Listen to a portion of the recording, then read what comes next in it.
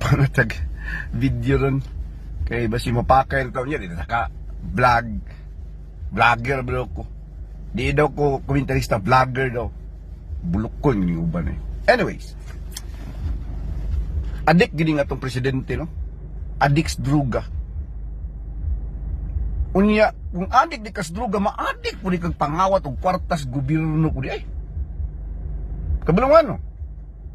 Gipirmahan niya ang 2026 General Appropriation Act.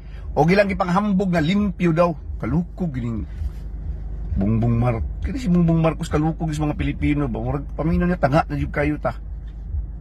Ano yung tabo?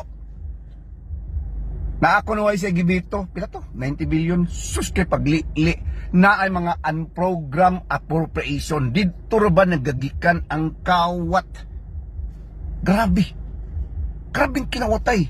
Gamit ang unprogrammed appropriation. Gideklara na kini nga unconstitutional tong 2024 sa Supreme Court. Alam, giusab pa ka 2025. Giusab pa yun karon 2026 nga General Appropriation Act. Basta adik giday ang tao, adik droga, adik pulis kwarta. Mauna tong presidente, si Bongbong Marcos.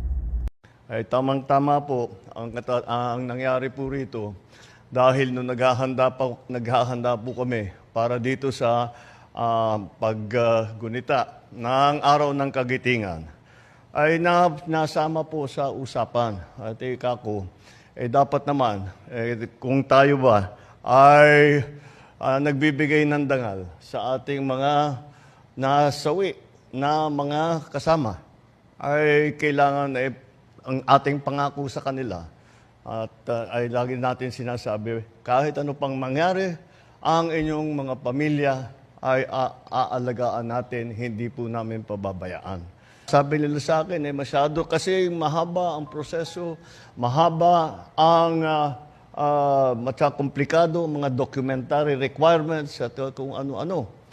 Ay kako, hindi siguro tama yan. Dahil bakit naman mahaharang ang ating ibinibigay na tulong sa mga pamilya ng mga nasawi?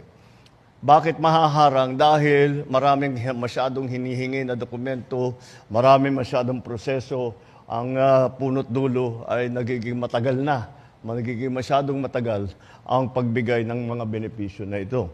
Kaya't ang aming ginawa ay sabi ko, tayo na ang magbuo ng mga dokumento. Tayo na ang mag-ayos ng kanilang mga pangangailangan upang